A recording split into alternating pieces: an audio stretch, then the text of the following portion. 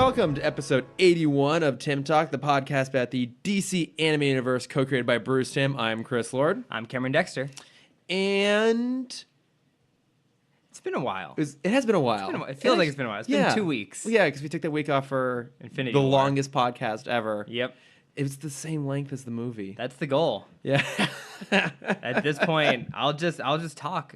I keep an eye on the clock while we go, and like the second we hit the movie, I'm ready to. You're done. Out. Yeah. I'm pushing us out the door Stood up and walked out of the room a few times. Yeah.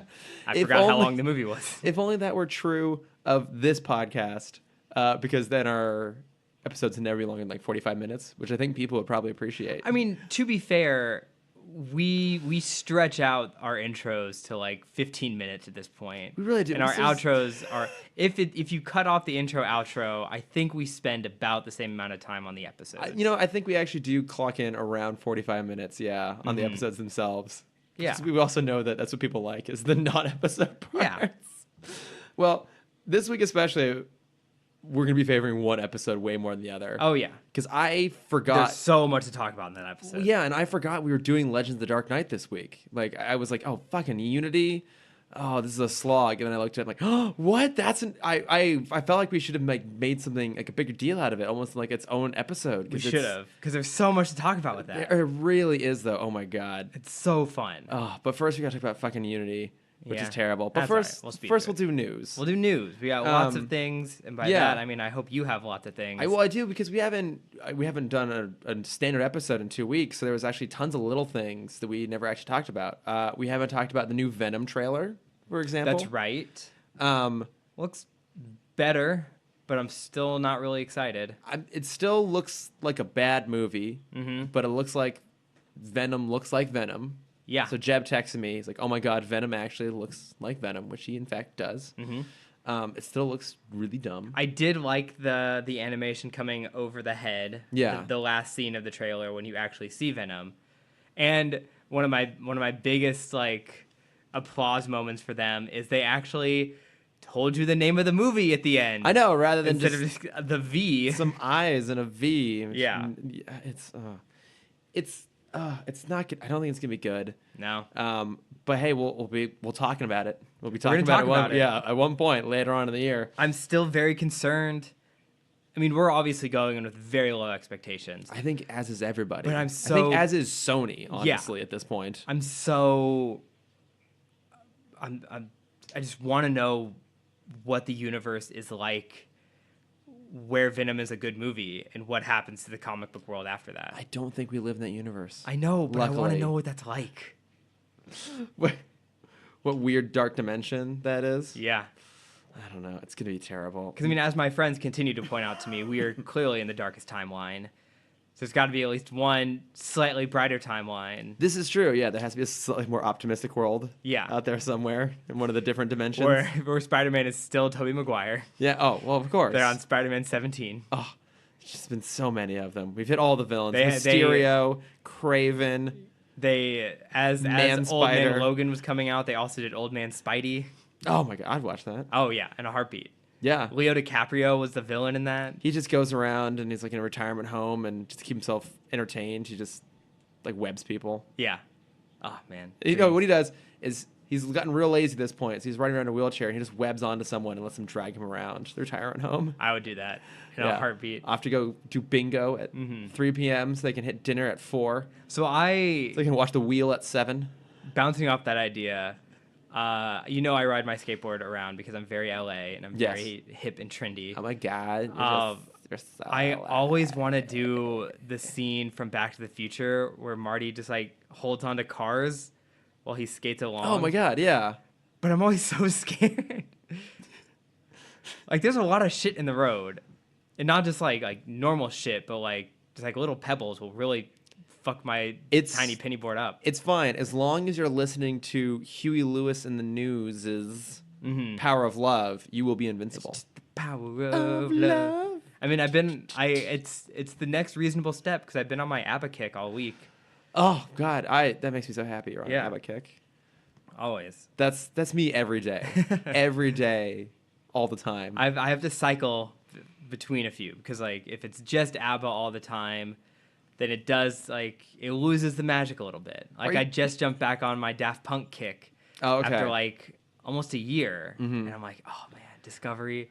I'm gonna go home and rewatch Interstellar 5555. Are you subscribed to my gay playlist on Spotify? No. You've been in the car with me before when I've been playing it. I have. I feel like you should subscribe to it because I called you out on it once. Would you call me out on it? That it was mostly music you would be listening to? Yeah, I called myself out on it. Yeah. Because you're like, oh, because it was last year's Gay Pride. Yeah. And you're like, this is my gay playlist. I'm like, this is my normal playlist. This is my normal playlist. Well, yeah, because it's like ABBA, Donna Summer, Whitney Houston, the Backstreet Boys, Spice Girls, Britney Spears. And the list goes on. NSYNC. There's a little bit of sync on there. Maybe not New Kids. The Village People, obviously. You can't have a Pride playlist without that. No, In the Navy. It's an amazing song. It's a great DDR song too. Oh, that would be a good DDR song. It was a good song. It was on DDR Max too.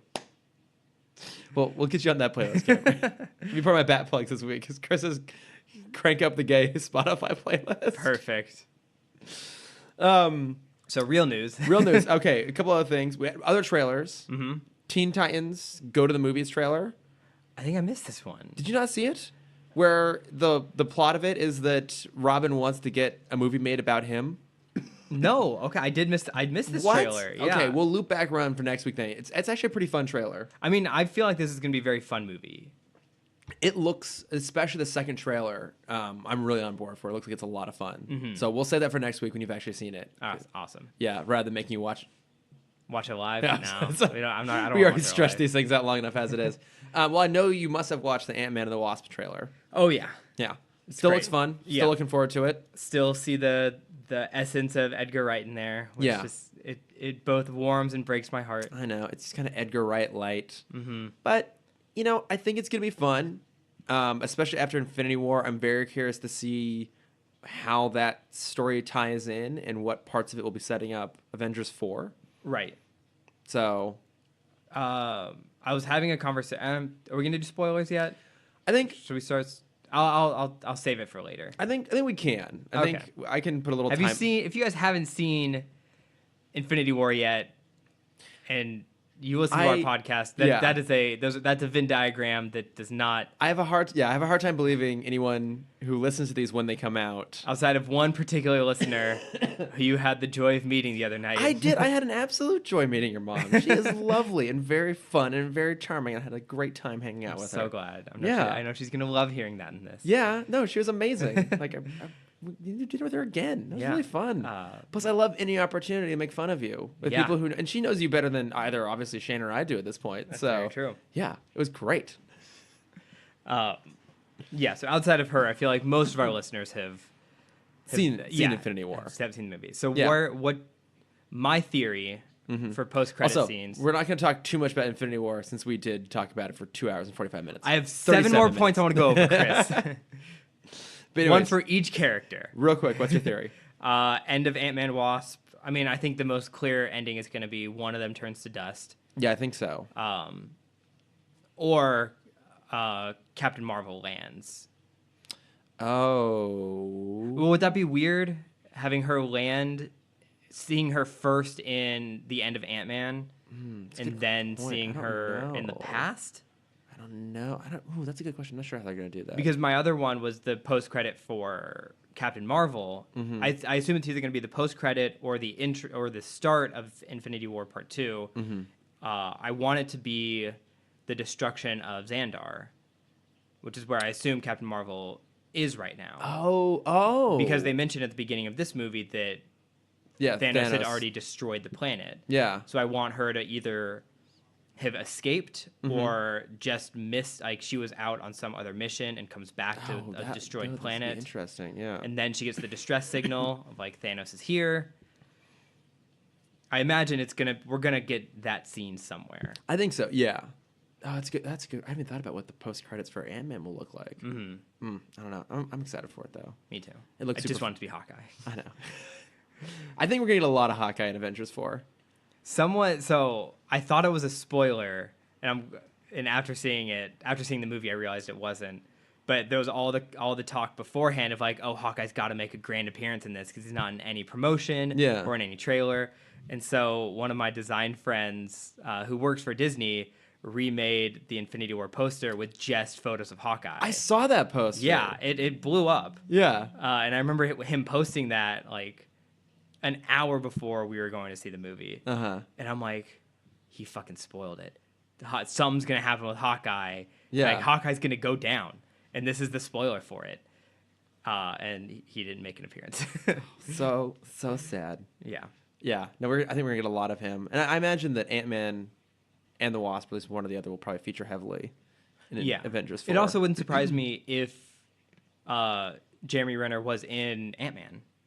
He might be. In the same way that Anthony Mackie was in it last time. That's true, yeah. He might pop up in there somewhere. Mm-hmm. Yeah, because they know each other now. Yeah. They're buds. Even if I imagine it's going to be like the Wolverine cameo in First Class. Oh, yeah. Where he's going to like, oh shit, there's this crazy multi-dimensional villain. How are we going to handle it? Like, I know who to call. He's like, Clint, no. He's like, hang up. I'm hanging out with my family. Yeah. Fuck off. And then his family turns to dust, and he's like, well, fine. Mm-hmm. Gotta go out there. Okay. Two of the random little things. I can't get rid of this cough. I've actually have been coughing all day long until I sat down to this goddamn podcast. Have we talked about the fact they're doing a Fast and the Furious animated show on Netflix yet? No. Did you not even hear this announcement? We talked about it the other night. Okay. But that was the first time I heard about it when you brought it up to me. So it's like Dom Toretto's cousin Tony is hired by like the CIA. Is it in Tokyo? I think it might be in Tokyo. I don't know. I don't think they said. But he's like a little Bow Wow in it. Of course he's in it. Good. What else is he doing? Like Lying the cousin about is planes. like hired by a government organization to infiltrate an elite car racing ring.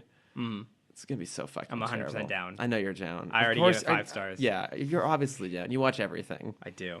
Yeah. I have no filter. No. Well, then this will also make you really excited. Did you see that Double Dare is getting a reboot? Yes, I did, and I'm furious that I'm too old to be a contestant. Are you? Yeah, all contestants are 18 and under. Oh. I know. For once my age. Oh my god, you're not young enough. I'm not young enough. There was the first time I ever felt ostracized for being on the other side of a marker. There was a water slide I wanted to go down, but you had to be under a certain height. Yeah. And I was like, it was like my first time at a water park where I was finally 48 inches and above, which is like last week. Yeah. And so I was so excited, and it was like the one slide I wanted to get on was 48 and under, and I'm like, are you fucking kidding me right now? Yes. That's beautiful. Yeah. Oh my god. Yes, I did hear Double A was coming back. They are also looking for a new host. Oh, well, there you go. Yeah, there's my in. Yeah, third name in the ring. Mm-hmm. Wait, given that you just turned 25, do you know have to like check the higher level age bracket on forms? I do. Oh, poor Cameron. It's not that I feel older clicking it. I just feel like it's such a hindrance because I'm on such autopilot when I'm filling those things out, and I know exactly where my buttons are, and now I have to go back and like, oh shit. Oh, now you have to click into the I'm not 18 to 24 anymore. The 25 to 31-year-olds category. Oh man, it's rough.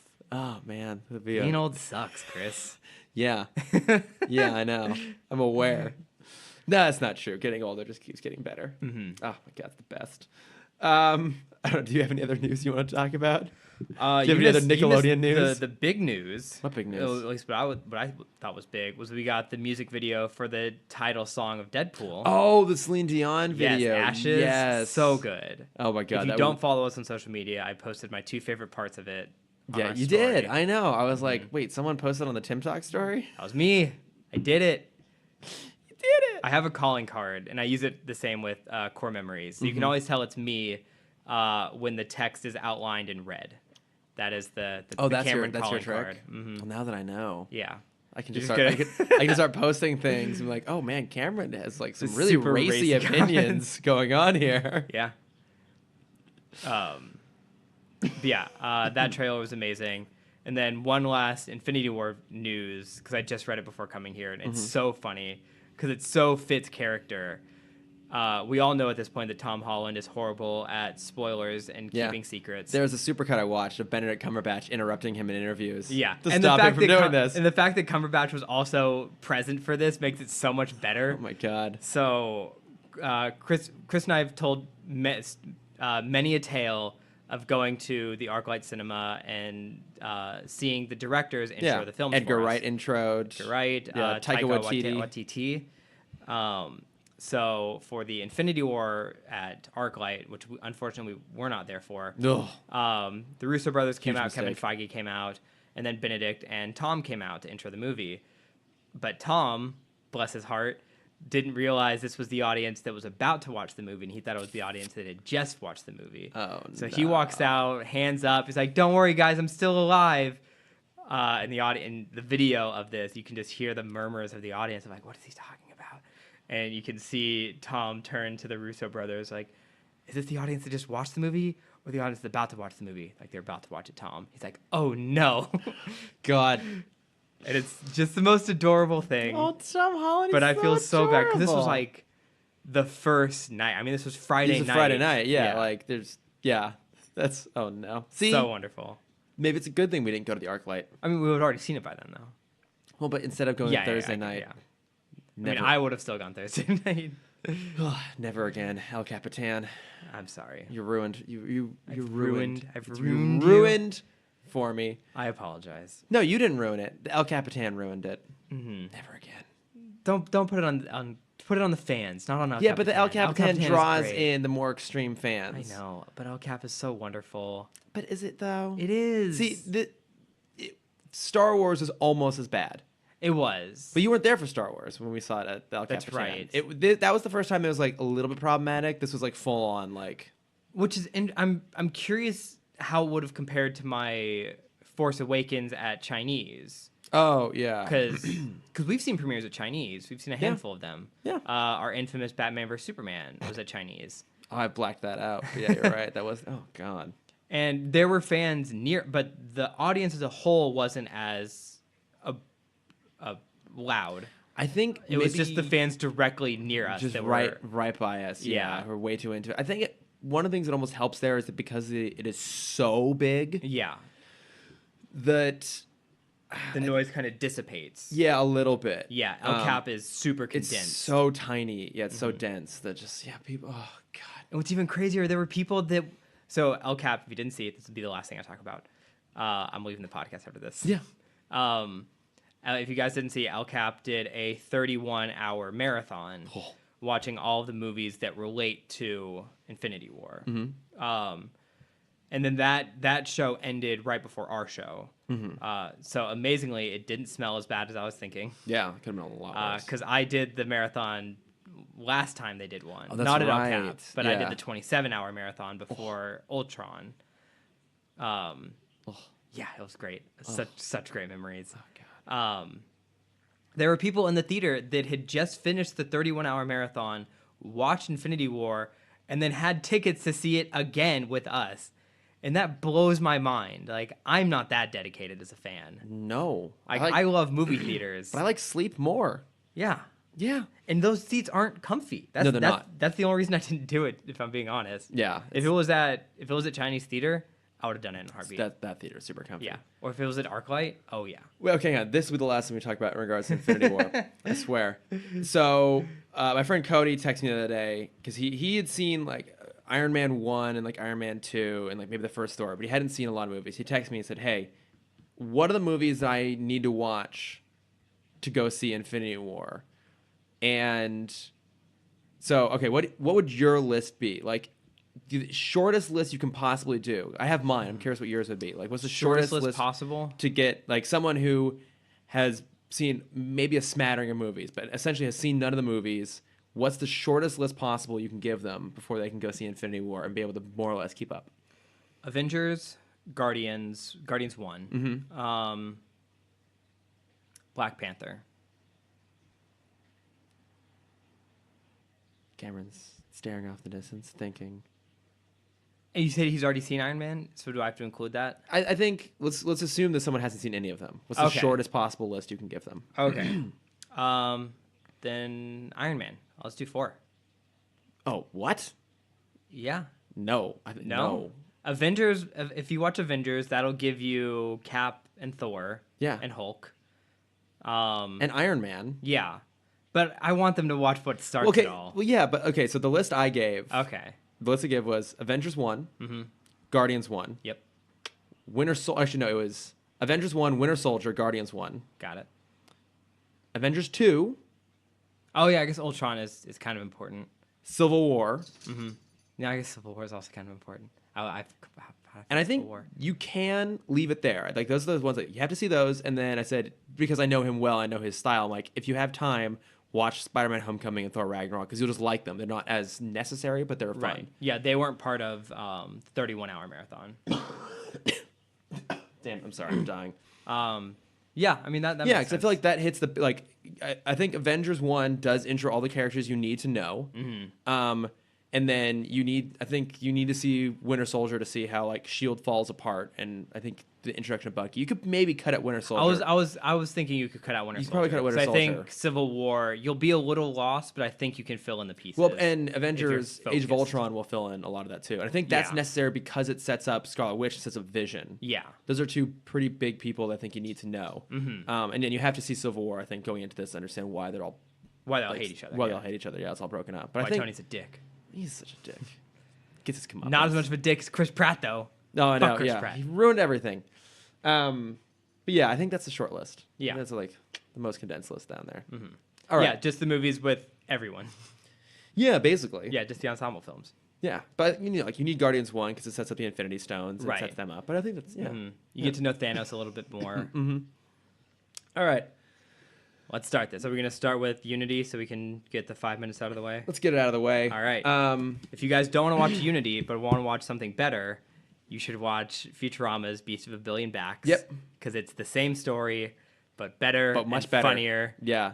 And Because Yivo, delightfully voiced by David Cross, is much better than. I guess it's just called Unity. Yeah. No, it's Also, if you just want a better episode, just watch the Rick and Morty episode titled Unity. Yeah. No, this episode, it's so dumb. It's like, okay, so Kara's on spring break, so she goes out to Metropolis. It has an amazing spring break. Let's not undercut that. Yeah. Like that I know she has montage. reporter friends, but like, Yeah. I don't know that they're allowed to bring her into all of that shit. Yeah, well, it's Lois Lane. She knows everybody. That's she true. can take anyone. She is anywhere. the 26-year-old Pulitzer Prize winner. Exactly. Yeah, and there's no way she's taking Clark to any of these sort of things. Clark's Right. boring and stuffy, so she's taking Kara along. But yeah, Kara goes to Metropolis for spring break, and One more note on that. What? Does she know? Does Kara know the whole Bat family? Because she makes a joke, she makes a reference to Barbara. So I think this and it definitely went over my head for a second. aired after Girls' Night Out. Okay. It's just the weird order we're doing it in to spare us having 2 Superman episodes a week. Got it. Makes it so that she mentions Barbara, but also that she just casually drops Barbara's name in a letter that she's mailing to Ma. So I Yeah. guess the Kents also know the entire Bat family. I would assume so. I assume they all have Thanksgiving together. Batman doesn't have Thanksgiving with anybody. Oh, I'm sure any woman, any mother named Martha, he goes, you know Superman invites him to Thanksgiving. Like 100%. But he wouldn't go. There's no way Bruce would He would go once. No, he wouldn't go even once. Not even once? No. I think the way I see it is Superman would send the letter and Timm would find it. He's like, we have to go, Batman. And then Barbara would walk in as Timm's trying to convince Batman. She's like, what are you trying to talk about? He's like, Superman invited us to Thanksgiving.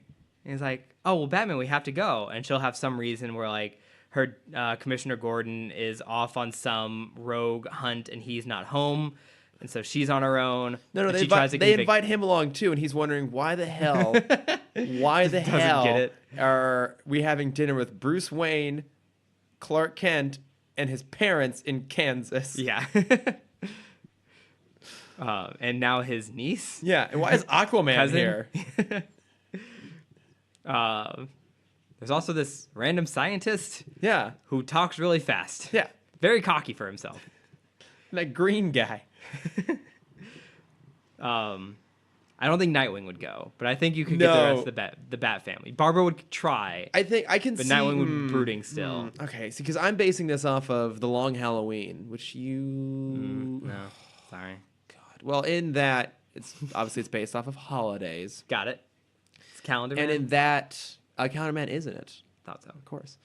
In that, Bruce... I get the gist of it. Batman has Thanksgiving dinner with Solomon Grundy down in the sewers. Oh, that's right. It's actually a really sweet moment. Mm-hmm. Yeah. So maybe... But I feel like... Actually, you know what? Animated universe Bruce, I could see him doing a Thanksgiving dinner. Right. With Timm and Alfred. Oh. Do you think he would invite Superman? Do you think the Kents... Okay. No. Because at this point in their history, I don't think Bruce considers Superman a friend. That's true. Really. Kind of, ish. Well, he does owe him because Superman saved Gotham from... Brainiac. I would say, actually, maybe now he does. Yeah. Okay, maybe. Yeah. Because the scenario I see is Bruce would invite Clark, and Clark would say, no, you have to come to my parents' house. Oh, yeah. And then he would drag his ass out to Kansas. Yeah, and I want to see the wide shot of the limo pulling up to the barn. Yeah. Actually, you know what? There's one reason Bruce might go to fuck with Clark. Oh, yeah. I could see him showing up and just swooping in and being peak charm Bruce Wayne. Oh, yeah. Sweet talking Martha. Maybe Lana's there too. And he's just like, he's a little flirty with Lana, little tease, you know? Well, obviously, Ma and Pa can't make some reference to Superman as a kid. Yeah. And Bruce has this smirk. He's like, oh, tell me more. Tell me more. And his head is like, yes, the lead Christmas presents, you say. Good to know. Just adding to the long list of weaknesses. What can I learn? What can I glean from this so I can kill Superman in a pinch? Yeah.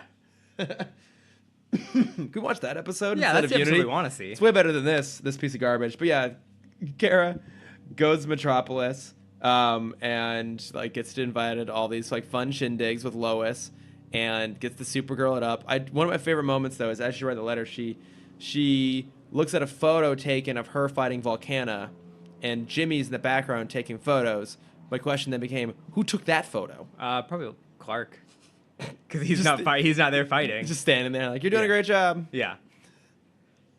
I mean, I love Volcana. That was kind of a fun little moment. Mm-hmm. The dialogue was painfully cheesy. The worst, yeah. Through this whole episode, the dialogue was bad. Yeah, and then so she gets back, and everyone is hypnotized by this weird tentacled alien blob monster thing called Unity, and they've all got tentacles coming in and out of their foreheads and their mouths, and apparently the tentacles are susceptible to damage from X-rays. Yeah, don't get that. Together, which I thought it was an error at first when they show Superman using like lasers out of his eyes, and it was clear. I'm like, well, they miscolored that. It wasn't a laser, it was X-ray, and then he makes it come out. Oh no, their X-rays hurt them. So my favorite part of the episode is when he uses his microvision through a microscope. Why? That was amazing. I loved that so much. Like, can he not do that normally? He was just too lazy to turn the dial. Yeah. Because you know how the microscopes have like the 3 lenses? Yeah, you just like swap out the lens. He's on the smallest lens. Yeah, well, because we know he does have normal microscopic vision because he used it to find the little nanobots when he was dressed up as Batman. Exactly. Yeah. So I love watching him use microvision through a microscope. So goddamn dumb. One of my notes is literally, what did they do? I was like, trying to remember what that was. And I think that's when how did they defeat Evo? In Futurama? No, in this. Oh, Unity. So that was one of the many concerns I had with the episode because they make a big point through this that if you try and hurt one member of Unity, then all members of Unity get hurt. Yeah. Except apparently if you hit the main source of Unity, because it's because you see, but unless they're in human form, because the villain, the humans version is Armis Fowl. Farmer Brown looking guy. Yeah, definitely just Farmer Brown. Armis Howell. Reverend Armis Howell. Yes. Sorry, don't want to forget the titles here. Yeah, how dare you? Yeah. So Kara starts beating up the other members, and then like you see Martha feeling the impact. And so then when Superman goes and starts fighting Armis, he like punches him once, and you see Jonathan get hurt. Mm-hmm. But then when the big Unity comes out, Kara throws a gas canister at it and explodes it. Yeah. And then no one feels anything. No one feels anything. Which, And I mean, I don't know how they would have gotten around that any other way, other than just like, yeah, Well, it just doesn't happen anymore. it just goes to show what a dumb idea this whole thing is. Like, Yeah. you can't even write a good wrap up to taking out the villain. It's also weirdly like gross and graphic Yeah. when they're like, When the tentacles come out of the mouth. well, the tentacles The coming, sound effects. Ugh, yeah, they the give me tentacles coming in and out of the chills. mouth, and then just even when they're fighting the Unity monsters at the end, and like they rip it in half, and there's just like oozing guts and goop Yeah. everywhere. I'm like, this is pretty gross and horrible and disgusting for a kids cartoon. Mm-hmm. Like, this is nasty. It's so goddamn stupid. Also, those writers were really in love with their rutabaga turnip joke. They were. They had, that was a good minute of this episode. That was Yeah. 1/24 of this episode. Yeah, it was just that couple Yeah. arguing about whether it's goddamn turnips or rutabagas. I do want to give credit to Kara because she was sitting next to a crying baby. Clark said it was a 2-day bus ride. Yeah. Which is good to finally get a distance between Smallville and Metropolis. Yeah. Because that's a very Yeah, which- highly disputed conversation. Well, because I think in this, Metropolis is on the eastern seaboard. Oh, that's right. Yeah. That makes sense. Yeah. Unlike in Smallville When it's series, it's where across. it's across Oh, the and street. it's in Kansas. Or it's across the street. Or it starts off as this like idealistic city far, far away, and now it's a 30-minute drive by Yeah. season 6. Also, I'm looking right now at a comparison of turnips. Oh, they actually do look a lot alike. Okay. Is that a All right. turnip or a rutabaga? I think it's a rutabaga. So when total tangent here, but when The Parent Trap came out way back in 1997, 6. in 1996. Thank you. When it came out, I happened to be at Disney World with my family, and so my dad had like a meeting or something like that in Florida, so we all like flew out to Georgia for one of his meetings, then drove down to Disney World. In a meeting one night, so my mom took my brother and I to go see The Parent Trap, and behind us Both wrong. was Wow. it 98? 8? Damn it. Well, I knew it wasn't even. I mostly blame you because you should know these things. But I blame you because you should correct me on these things. this is true. We're both failing. I'm just trying not to die over here. But so the entire run of the movie, this old couple behind us were arguing back and forth as to whether it was one girl or two. Was it twins? No, it's not twins. They just do that camera trick. It's in the camera. Well, no, look at it. They clearly are two kids there. Look at them. They're just, they're interacting with each other.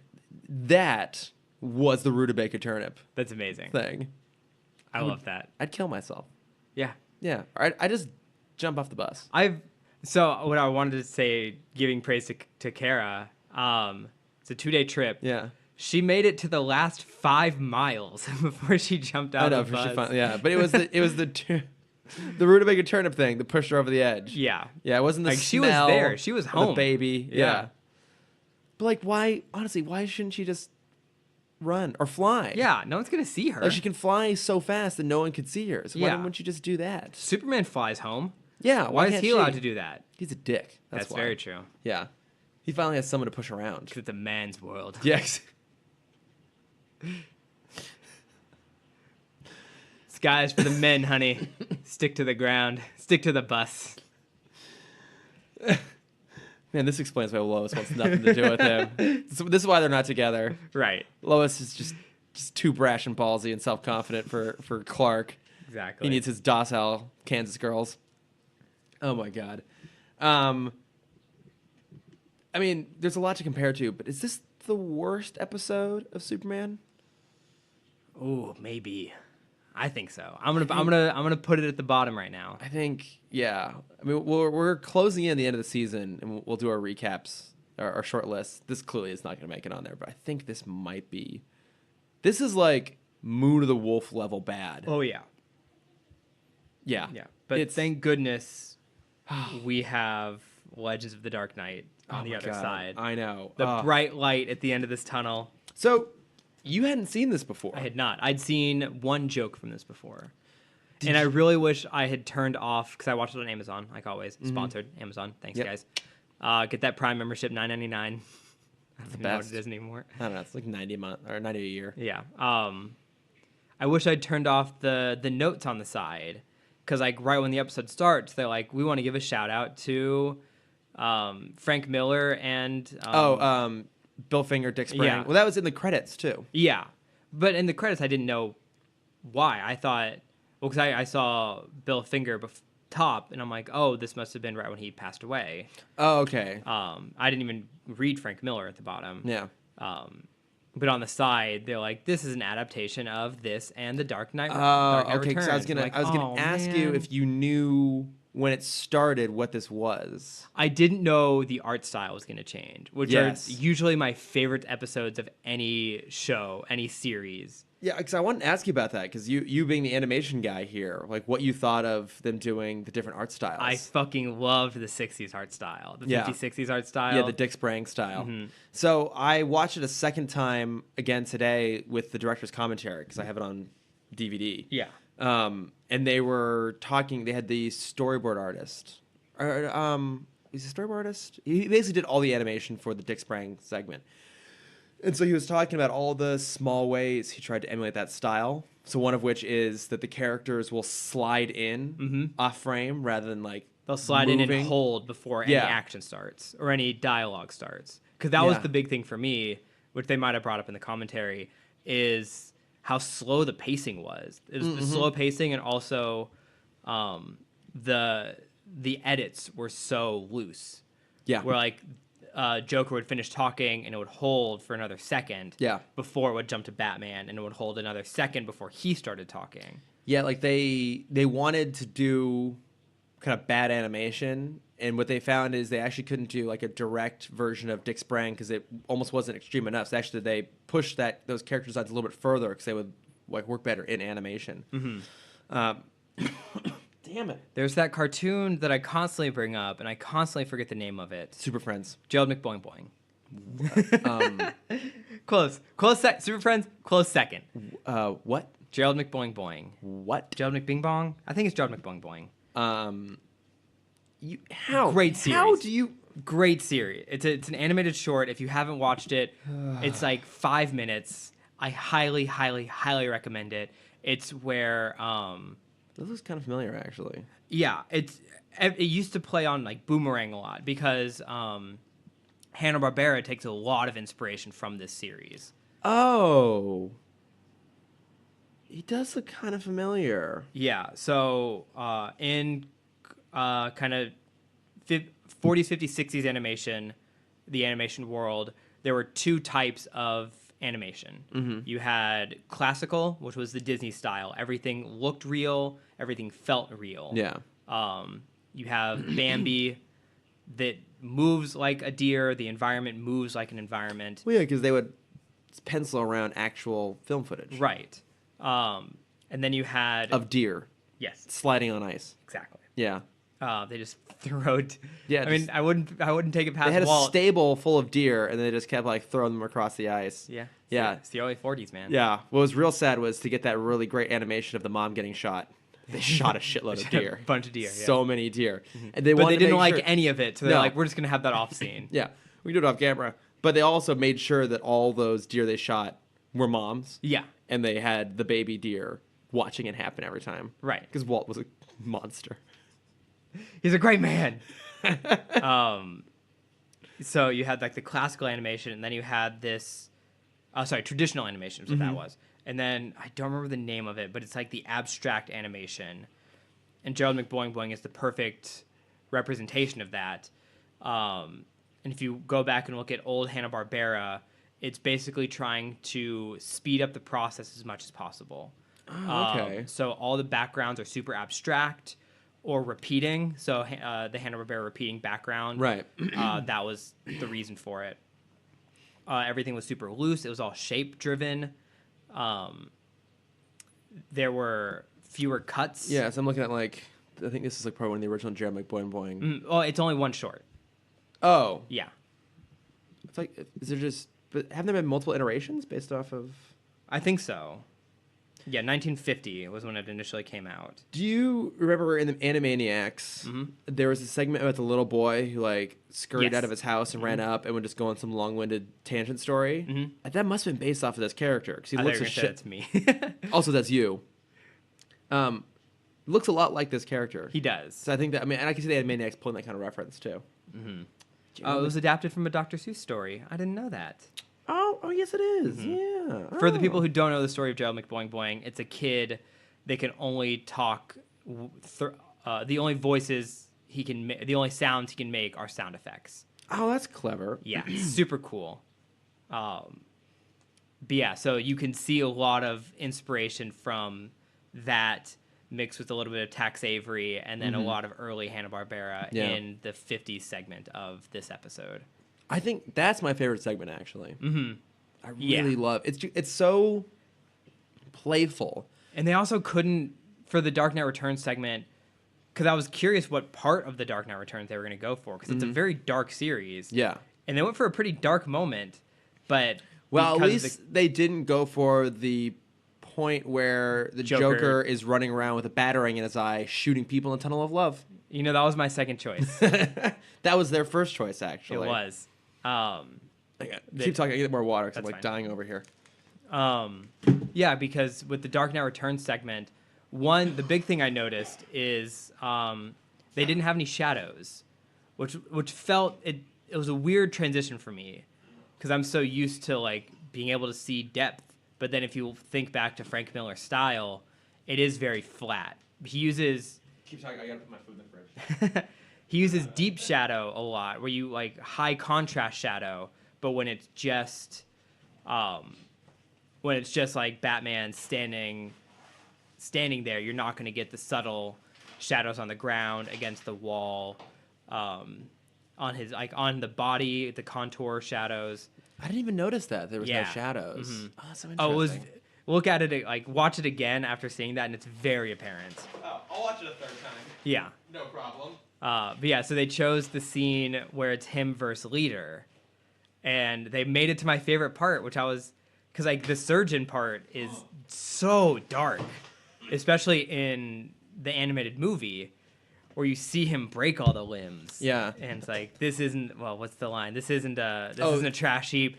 It's an operating table. And I'm a surgeon. Oh, it's such a What? good So in fucking the line. commentary, they even talk about that. That's like that was a really dark thing, but they're glad they got it in there.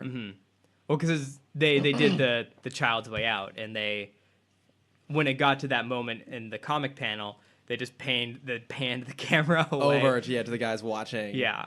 But and so I think what's interesting is I cannot remember. I want to say it was like James Tucker, I think was the name of the guy who did the animation for the Dick Sprang era. Okay. But it was Darwin Cook who did the animation for the Dark Knight Returns thing. So Darwin Cook, of course, also being the guy who did the title sequence for Batman Beyond. Oh, that's right. And what I think is interesting is you can actually see a bit of the Batman Beyond DNA in that segment. I mean, obviously because Beyond, I'd say even more so than Batman the Animated Series, draws from the Dark Knight Returns. Just in terms of the older Bruce and the slightly more dystopic world and everything. But even that world being like a little bit more angular is in there. And then actually the music too remind me a lot of the Batman Beyond music. It's just kind of that more like techie synth sort of thing going on there. But yeah, because I really like the direct to DVD, the animated adaptation of The Dark Knight Returns. I think it's one of the best ones. So actually, good. It's really good. Peter Weller is a fantastic choice for the voice of Batman in that. But for me, like this was my first introduction to The Dark Knight Returns. Okay. Because I obviously wasn't reading that comic when I was 10 years old. I mean, it wasn't long after. I think I probably read it for the first time. And I like that comic, but I don't love it actually. But I love. Yeah, you can see there's no shadows anywhere. Oh shit, you're right. There are no shadows. Oh, that's so interesting. Yeah. But no, I love this segment. I love that they do that blend. Like they do such a nice job of making it distinct to the era they're taking inspiration from, but also still feeling of the animated series world. Right. It's almost jarring when we go back to normal Batman at the end. That's one of the things they again talked about in the commentary. Like they're talking nonstop through Dick Sprang and through Frank Miller, and they're like, and now there's the rest of this episode. Like they're not proud of how it ends. They're like, it's like, oh, it's kind of boring. Like Firefly's not a great villain, and like Batman seems so kind of generic. I think it's so interesting that is kind of true. Like that version of Batman is so grounded and so much more normal than like these more like colorful extreme versions. Right. That like they found a way to make like the best version of Batman seem mundane.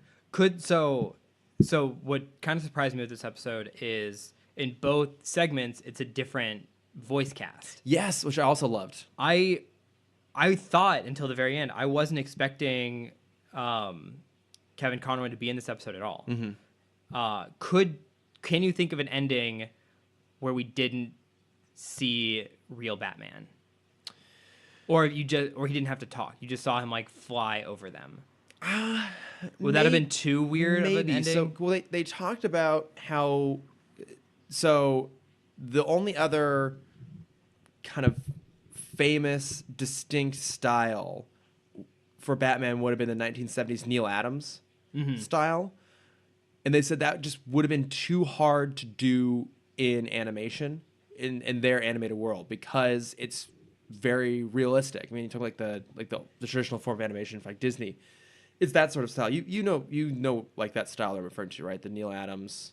I think so. I'll Google it really quick. Yeah, I mean that's like the 70s version of Batman with like the longer ears, and like that's when the first introduction of like Roz and Talia. Those were all like Denny O'Neil and Neil Adams. Right. Okay. Yeah. That would have been very hard to do that style in the animated world. So I think they didn't really have a third iteration to throw in there. You have a joke. Yeah, I would have loved... Well, two jokes. Well, sort of. There's technically 4 versions of Batman, because the first kid's talking about how he's like this monster. We never see that version. But then, of course, there's the Joel Schumacher joke. That's the one that I wanted. If it would have just like... Because the kid gets a kid named Joel, which I think is even better. Standing in front of a store called Shoemakers. Yeah.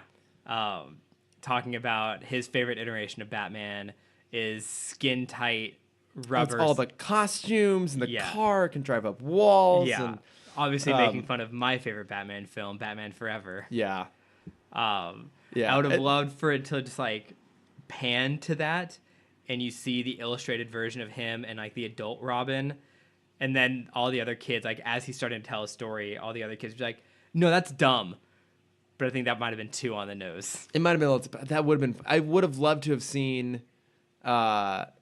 Batman just Forever. The drawing. Like you don't have to have them do anything. In the Bruce Timm style of Batman Forever. That would be kind of cool to see, actually. Yeah. That must be out there somewhere. But also the first part, that is because you haven't watched Brave and the Bold yet, right? No, but I mean I know it's heavily inspired by Dick Sprang. Yeah, that is the opening of that episode is the exact tone of Brave and the Bold. To the point I didn't even realize it is how they draw Joker in Brave and the Bold. Oh, it is, isn't it? Mm-hmm. Yeah, like exactly the same. Oh, boom. Found it. I knew it had to be out there somewhere. The characters of Batman Forever done in the style of the DCAU. Perfect. Oh my god, it's so good. Riddler pretty much looks the same. Yeah. Robin looks weird. Yeah. I like these. Yeah, I like this though. Looks good. Looks good. Now can you find it for Mr. Freeze? I did find it for Bane? The Dark Knight. The Dark Knight trilogy looks pretty good. So weirdly enough, you say that. I remember when Batman and Robin came out. They had I had a comforter, like a kid's like twin comforter. Yeah. But it was an animated style, not like DCAU animated, but it was the characters of Batman and Robin, but done in a cartoon style. Mm-hmm. Actually looked pretty damn cool. And I think that version of Batgirl might have even been based off like the original concepts. It had the full ears. Like her toy was the same way too. Like the original version had the full on ears. But you asked me a question. What was it? Don't remember anymore. Could they end the episode without showing real Batman? I Because we had an episode similar to this early on in Batman and BTOS, where it was the 3 perspectives on a crime scene. We had it's the introduction to Montoya. Oh right, yeah. And we both really liked that episode. I did. I love that episode because through the 3 crimes, you figured out how it was ending. Yeah, and it's even the same with Almost Got Him, where it's the 3 stories that lead to how he gets caught. Yeah, maybe they could have done something. I mean, I guess they felt like they needed to give it some sort of sense of climax. Yeah. What could have been interesting. I think there's one way they could have done it. Is if the kids split apart to go home, and like the third one is left, like the third kid is left, and he happens to see Batman flying in the building. He goes in, and so they could have done like maybe like a cross-cutting thing of him watching it live. And we cut between what it actually looks like, but then also his perspective, more or less, what he thinks. Oh, using like shadows. It's I think that could have been interesting. Like the monster Batman he sees. Yeah, I think that could have been something. Maybe it could have been a slightly different way of doing it. Because I did appreciate, because then they could have played into what the kids were doing during the Firefly fight. It's hard. It's a lot of which made me chuckle. Where they're all cheering for the parts of their stories that come to life. So like, oh right, it's like, oh my god, it's all the cool toys, and yeah, it's like the cool No, because the kid doesn't. The first storyteller doesn't cheer until Batman makes a pun. Oh, that's right. And he's like, yeah, and I'm like, that's right, you cheer for puns. Yeah, we love puns. It's like that was the fixation of him. He's like, but Batman's supposed to be funny. Yeah, he is. He is funny. Sorry, I think I may have found it. I think this might have been it. Are you looking for your comforter? I mean, I'm looking for like the cartoon versions of the characters. Okay, I've seen that before. I think this might have been it. Yeah, it was a cool comforter, man. Also, I loved Batman and Robin when it came out because I was 8 years old. Yeah, and I love Batman Forever because I'm 25 years old. You know what? We've talked about it. I actually have a bit of a soft spot. Yeah, I have a bit of a soft spot for Batman Forever. I think it makes some mistakes, but I don't think it's necessarily where exactly. I found it. Are you gonna order it? Yeah, this is it. This is the exact comfort I had. That's pretty cool. I know, it was the best. That's pretty cool. I'm a little jealous. Oh my god. Yeah. You should have been. Because you were what, a toddler? I would have been 5. Oh my god, yeah. Look, actually, it's actually much closer to the DCAU style than I remembered. I'll put it up on Instagram, guys. You can see a little glimpse into my childhood. Little Chris and his Batman and Robin comforter. I wonder if they have this in a queen size now. Too much? No, not at all. Not at all. Yeah. That'll generate some comments. Yeah, I fucking loved this episode. No, I do too, and we kind of touched on it, but we didn't go into detail. The voice casting is great. So there's one very famous voice, and there's a couple of very famous voices in this. Michael McKean. No, because whenever I saw the name pop up on the side, I don't have dyslexia, but it kept popping up, and I would read Michael Keaton. And I'd get excited, and then I'd get unexcited because it's not Michael Keaton. But it's Michael McKean, who I adore. Do you know who Michael McKean is? You've seen Clue. I have. Okay, he's Mr. Green. Remind me. Mr. Green in Clue. He's the gay one, who's not actually gay. I think I remember. Yeah, bring up a photo. He was also Perry White in Smallville. Right. Okay. Married to Annette O'Toole, who who played both Martha in Smallville, but also Lana in Superman 3. He is amazing. And so he does the voice of the Joker in the Dick Sprang era because they were trying to emulate that version of the Joker. Because I remember It wasn't necessarily Super Friends, but I remember I would oftentimes rent a VHS of like an old animated Batman series of that time. I don't remember, maybe it was Super Friends or something along those lines, but that style of the Joker that they emulate here, I remember being very distinct. I remember that voice. They wanted to go down that path. That's why they chose him to do that more like heightened version. Right. And then Gary Owens did the voice of Batman in the 50s, who I hadn't heard of him specifically, but he was the voice of Space Ghost. Yes, he was. The voice of Space Ghost. Space Ghost, Coast to Coast. Coast to Coast. And he just did he was a very famous voice actor for many, many years and did like TV announcements, all kinds of stuff. He used to intro, if I remember correctly, he was the original voice of Saturday Night Live. What? I don't think so. That's not Someone on this show was. Really? Yeah, someone in this episode was. Really? At least I thought so. I saw Saturday Night Live as one of their credits, and it just said announcer. But I guess that could have been a part they played. Mel Brandt, Don Pardo, I think was like the most. Yeah, like Don Pardo was like the most famous announcer for Saturday Night Live because he did it up until like 2014. I don't think he was in this though. Okay. I think it was probably Gary Owens I think he may have done like a stint on something involving Saturday Night Live as like a newscaster because he did tons of stuff.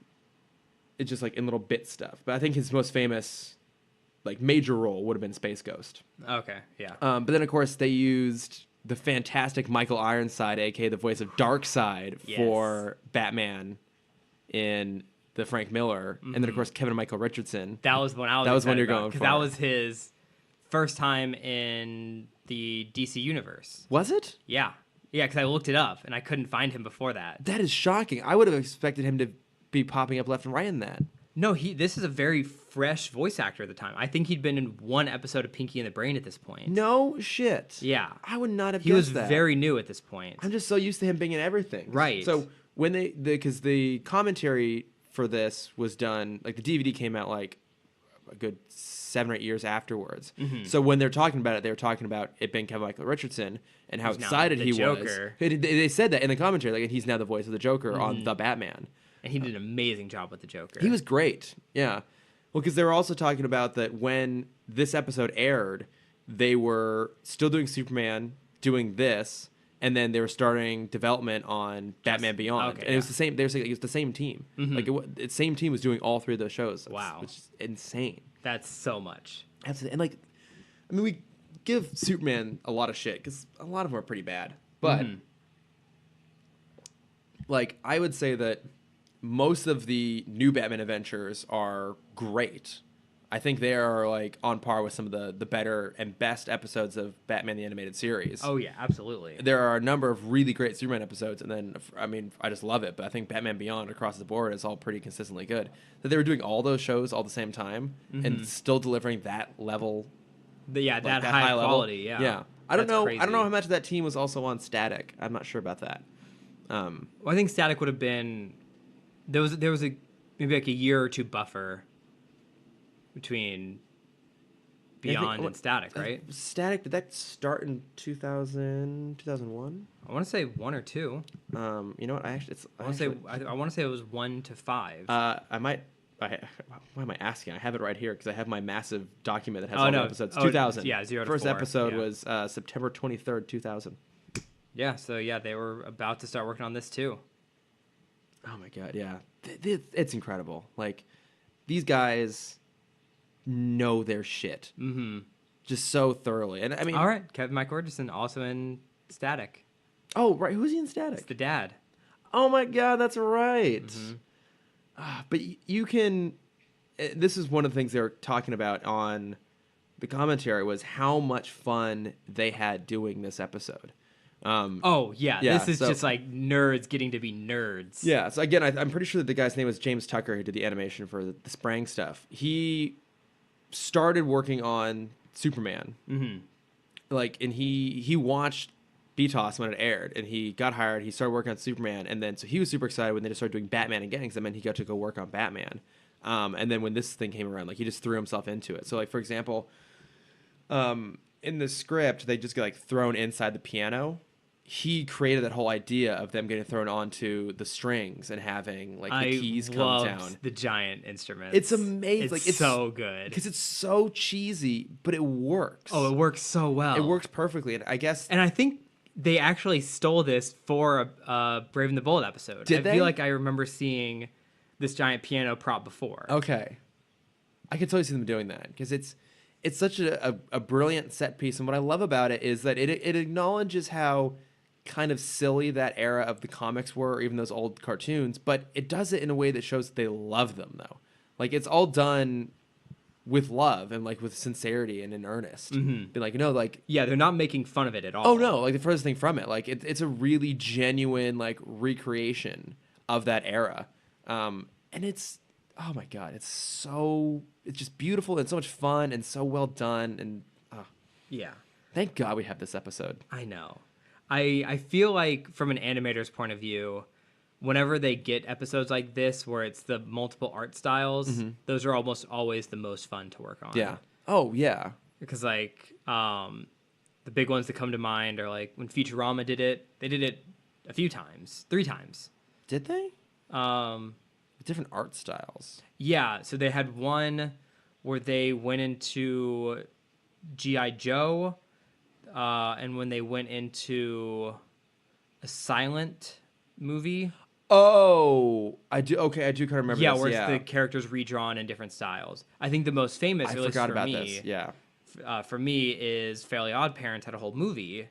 I guess technically they had 4 movies, but the big one is Channel Chasers, where Timmy, if you don't remember, I do vaguely remember I this. highly recommend rewatching it because it's actually a really well done episode. I mean, I like the Fairly Odd Parents in general. Yeah. I think it holds up. Timmy wishes himself into the television, and he jumps from show to show. And so every time he goes to a different channel, he's a different cartoon. Yeah. So he's in Scooby-Doo, he's in Charlie Brown, he's in Batman in one segment. And then it ends with him in Dragon Ball Z. Oh my god. It's the most amazing thing ever. But yeah, whenever shows, I know there's a name for that style of that kind of episode, but like those are always so much fun to watch for me. I forgot about the Futurama ones. Yeah, now that you mention it, yeah, I remember them going to the like the old like Steamboat Willie style. Yeah. Oh yeah, I love that sort of stuff. It just to be kind of fourth wall breaking and playful and inventive like that. Yeah. It's something you can only do in animated television. It's Exactly. It's the only space where you have that freedom of storytelling to play with it like that. Right.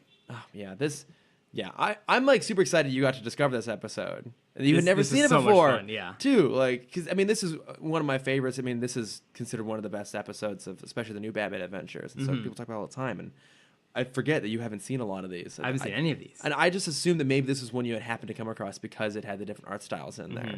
No, when they switched art style, because I saw that they were pulling from other comics. I didn't know they were going to change the art style. Yeah. And so when like I saw Joker run in, I'm like, oh my god, it's completely different. So I need to go watch Brave and the Bold because I feel like I'd really It's have a lot of so fun with good. it. I know. And it's so there's like a string. I brought this up before. There's a string of like 5 episodes in season 2 where it just takes such a dark dip. Oh yeah, like everybody dies. Like left and everyone right. dies. Like, it starts off with the Doom Patrol breaking up because they let one civilian die in like a hostage situation, and none of them could handle the pressure, or none of them could handle the Yeah, and like this is the most fun version of Batman we have. Yeah. There's that, and then like the next episode, Animal Man sacrifices himself, and you never see him again. Oh my god, he's actually legitimately dead. Yeah, and then like there were 2 more episodes because I remember I was marathoning through, and I ended on the Doom Patrol one, and then the next one happened the next day, and I'm like, oh, I'm feeling really bummed. And then like 2 more just punches to the gut. Oh my god. I'm like, what were they thinking? Who was in charge of this? They just had like a really bad breakup. Yeah, they just want to crush your soul, Cameron. Yeah. Your Just specific me. soul. They were Just going after you. The kid they know who's gonna binge it. I know. They knew you're susceptible to animated emotions. Yo, so it hurts. Oh my god, no. But this is one of those that I'll just go kind of watch on my own. I'm trying to think if I had any other little. Oh, there was a great moment in the Dick Sprang. Couple things in there. So one, did you catch the name of the music store they're in? I saw it was a reference to something, but I didn't It was write named down. after Shirley Walker. It was like the Walker Museum, Oh, yeah, Music Emporium, which I thought was really clever to have Mm-hmm. that thrown in there. That was one. I liked the reference to Pagliacci. I'm probably pronouncing that wrong, but the opera, the famous opera about the Oh, sad yeah. clown, because that's referenced in Hush as well. Okay. Is that like The clown suit in the background. That's Pagliacci? got it. Okay. Yeah, like the massive clown and the Mhm. yeah. I also loved that it ends with Batman and Robin turning and doing the handshake. Yeah. like the end of the intro for the old or the The old 60s era 60s, show. yeah. Do I have anything other? I wrote down that I don't know why there's not a museum of just giant instruments, because as an adult I would go hang out there. As Oh my a God, I child, would I would too. never leave. Yeah, I That's like the coolest thing ever. feel like LA should have one. There totally should be. That'd be like the coolest pop-up shop ever. Yeah, very expensive pop-up shop. Oh yeah, Worth it though. be kind of disgusting because, I mean, at least for musical instrument, at least for like the brass instruments, you'd want to play them, Oh, but at least I would. no, You have to yeah. bring your own. Just gonna ride around that saxophone. Yeah. Just blowing on it. Yep. Yep. Just feel like, this is what it must have been like to be friends with Bill Clinton. Let's get some nice smooth Kenny G Oh yeah. going on. Yeah. Oh my God, no. Is that but everything? I think. Do you have any more? no, that was all my random little notes. So, yeah, so fantastic. Thank God we had it after Unity. Oh God, what were they thinking? I don't know. And on a positive note. Yeah. Question for the fans, because we were trying to figure this out before the podcast. Oh yeah. We've come to discover that you guys are clearly much smarter than us. Yeah. So that story element of the tentacle monster that takes over human bodies and comes out of the mouth. Yeah. Where did that start? Yeah, Because obviously, for us, the most famous iteration is Beast of a Billion Backs from Futurama. Right.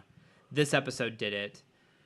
It had to have started somewhere. Your guess was Invasion of the Body Snatchers, which there have been Right. numerous iterations. I think the 70s Donald Sutherland version is the most famous, but I've never actually seen it, so I don't know. There was a movie by James Gunn from 2004 that was kind of like that. It's like Slither, yeah. Yeah, but I don't know if Slither. yeah, I've never seen it. So but that would have been after this episode. Yeah. So I wouldn't want to credit this episode for Beast of a Billion Backs. I want it to be something else. It's possible. It's super similar. Yeah, It's possible. very similar. I could absolutely see the writers of Futurama having watched this show back in the day. So Oh, yeah. probably where they got it from. Mm-hmm. They just did a much better job. Back in the day, being a year before Futurama started. Well, yeah, but that was Beast of a Billion Backs 2006, 7, or 8. Yeah, it was one of the. It was the second movie. Mm-hmm. So it was a little bit later on. It's a good movie. It's a great movie. Bender's Big Score though. I was gonna say that's the best one. It's the best easily. one. It's hands down the best one. The other ones are kind of like meh, but Bender's Big Score is. Like I also like legitimately Bender's amazing. Game, where it's the Dungeons and Dragons style. Well, yeah, that makes sense. Like father, like son. I ate it. Oh yeah, oh Right. yeah. Oh, with Cubert. Mhm. Not Cubert. Cubert's No. the clone. Yeah, the other kid, y- the dumb kid of mom. Yeah, He find out is Professor Farnsworth child. Yeah. Spoiler alert. Sorry. that's fine. I think. But they you're okay. both- I think we're all.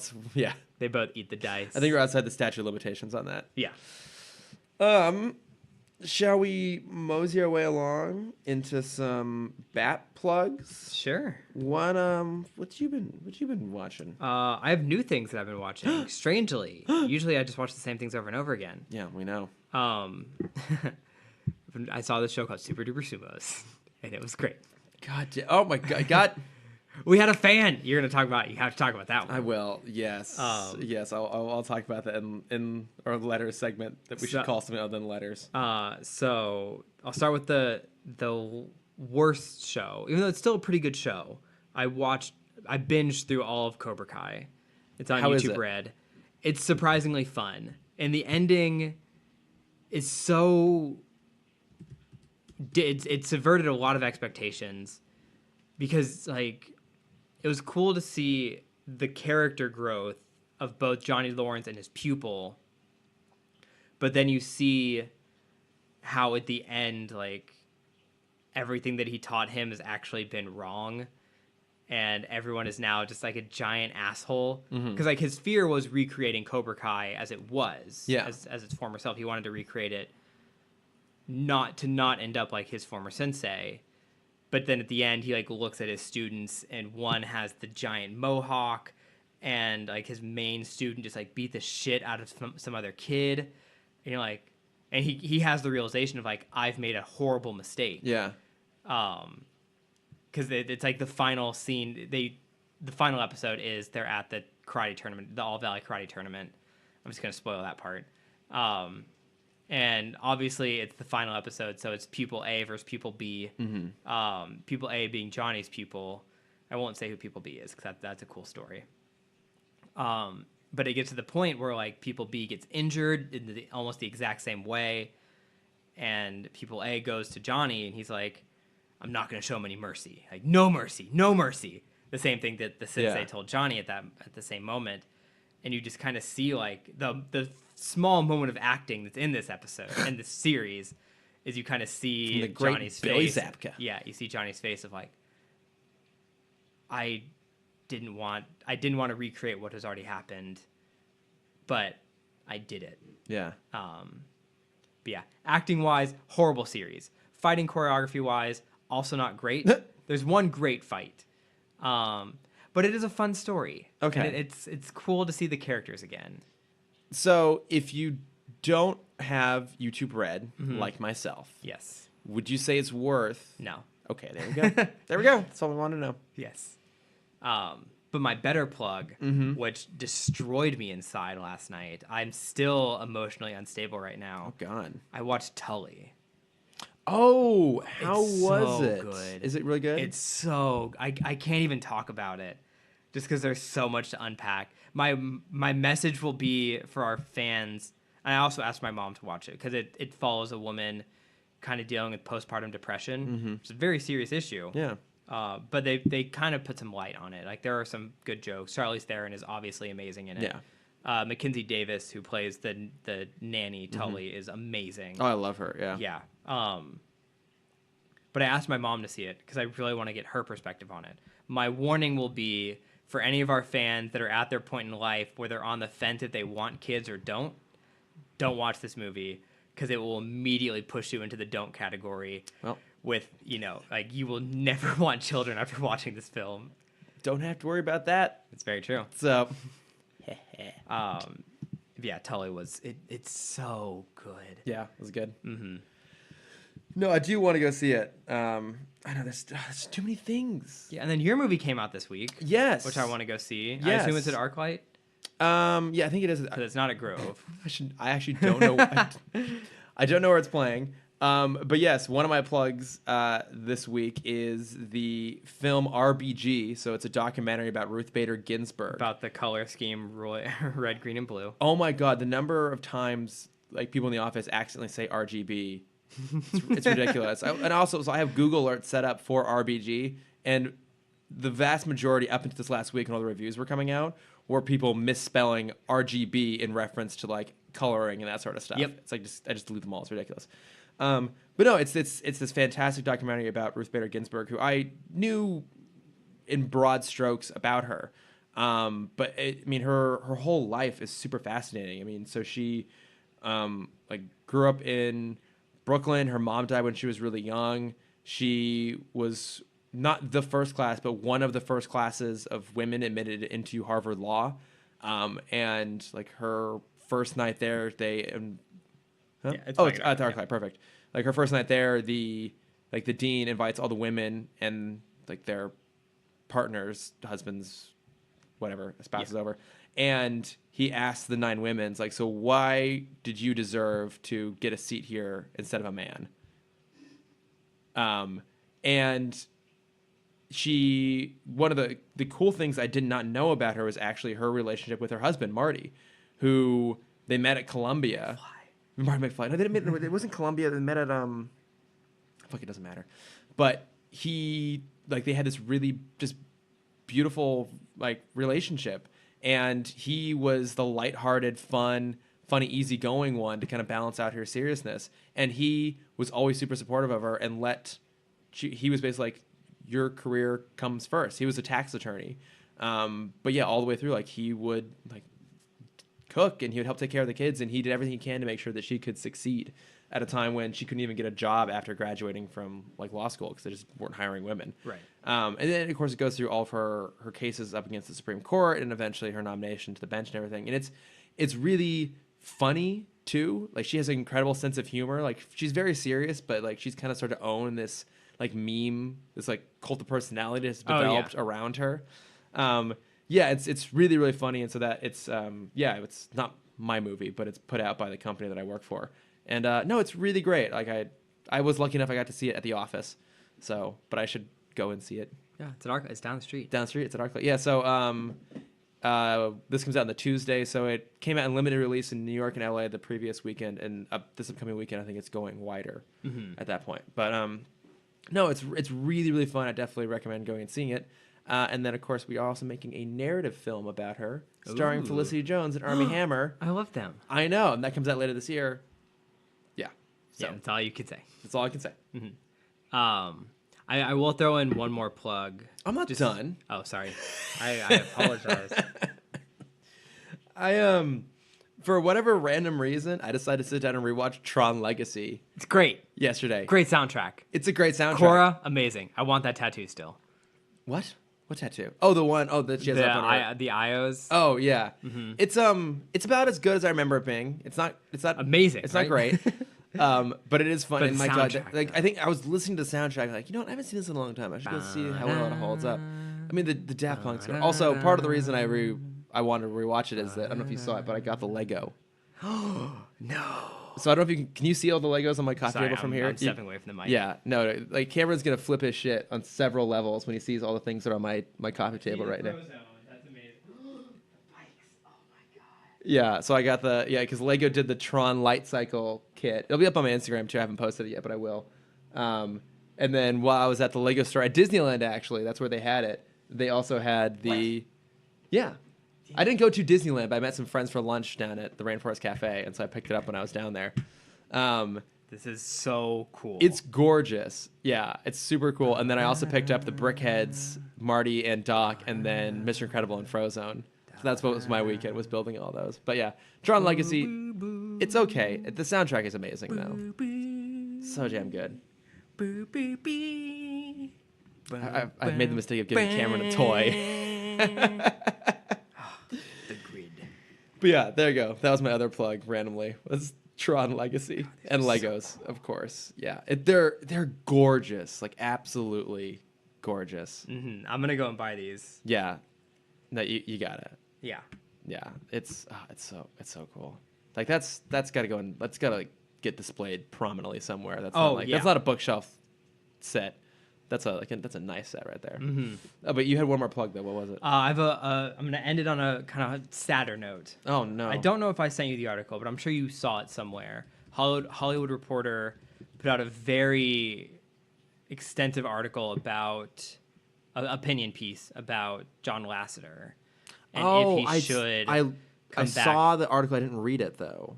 Oh, you should read it. Yeah. Because it goes into a lot of really sad stuff. Because for me, I mean, obviously I love animation. The animation world for me has always been kind of this world of outcasts come together and they can be the children they've always wanted to be. And it's like the way I always imagined an animation company is just like this free-spirited people running around, people acting out Pixar. scenes. Yeah. This creative hub of freedom, and then hearing about what John Lasseter was actually like and kind of the turns he made to become the man he is now. The question of the article was his 6-month sabbatical is about to run out.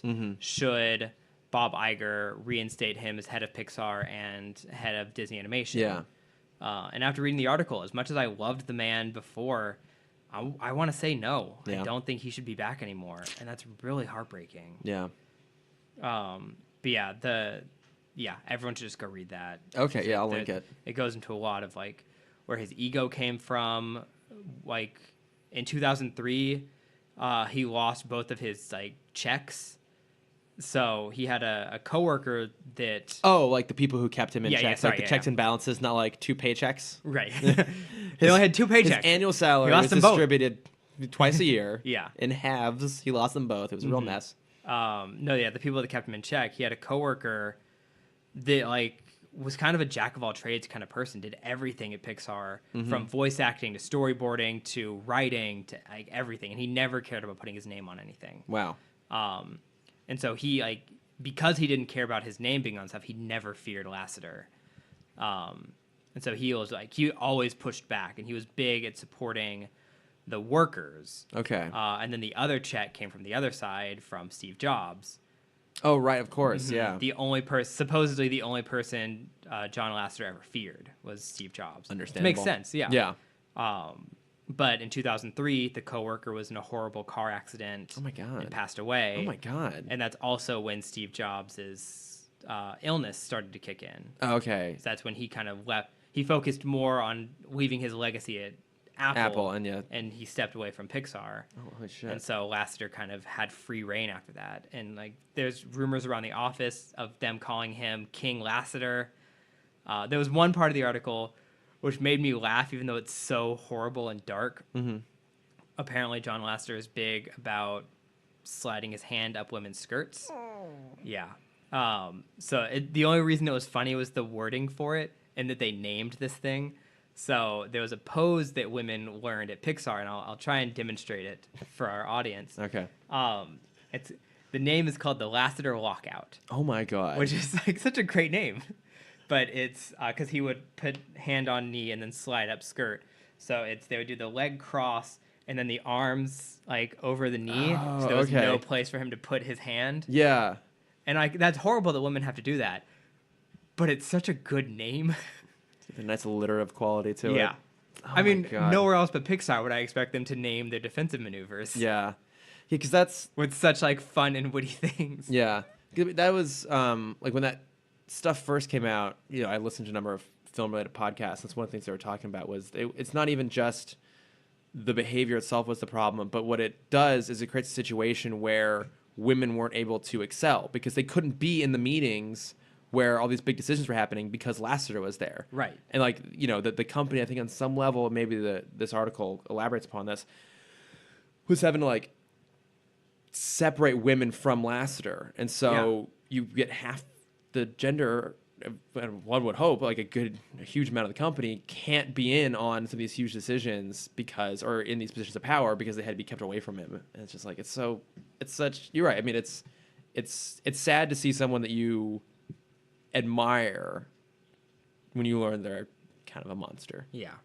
Even to the point where in the article they mentioned that a lot of the workers at Pixar would refer to Lasseter as King John, which I think is funny, but also a great nod to Robin Hood. Yeah. Just, oh no. Mm-hmm. Oh God. All right. Well, we'll try and bring things real quickly back on the positive side again, kind of, and our brief little letter section. So 2 things. So for those of you who listened to our Infinity War spoiler special crossover event in all of its glory, towards the end, I was complaining a whole bunch about how much the audience of El Capitan ruined that movie for me because they wouldn't stop wooing, and the girl behind us kept crying and yelling out no whenever someone died. But it was really funny because on Instagram, Gordon Wells, who does, you remember his stuff, he's like one of the great animators.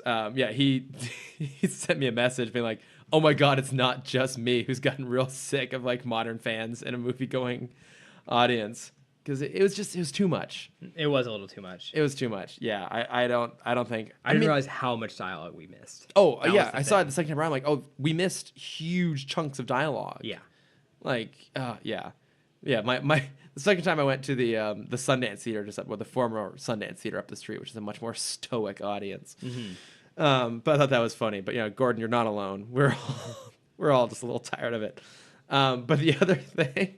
Jesus Christ. Thank you, fans. Thank you for finally being on my side. Okay, so good old Matty Washburn, who does the DCAU timeline stuff with the Watchtower database, he messaged us on Twitter in defense of Cameron, talking about how Richie I've Rich's never been Christmas defended wish before. is a goddamn national treasure.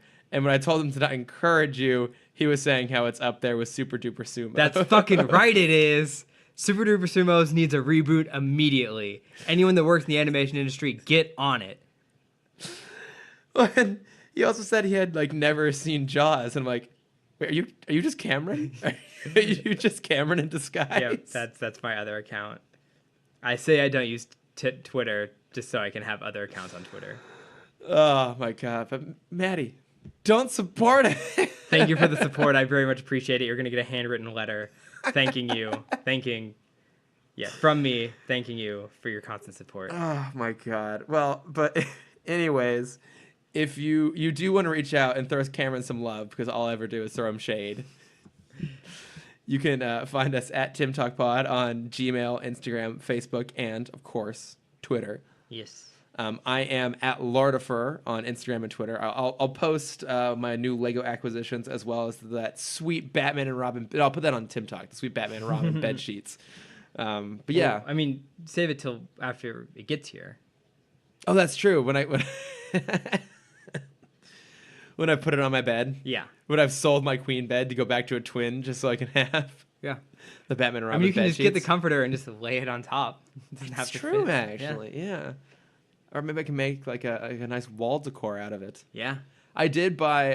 This has nothing to do with anything. I bought all 3 of the James Bonding T-shirts. Of course you did. So the Kananga balloon, pigeon double take, and Knick Knack Tabasco shirts, and I'm gonna frame them and put them up on the wall as You like have art. to. So I'm not gonna wear them. I don't wear crew necks. Right. Yeah.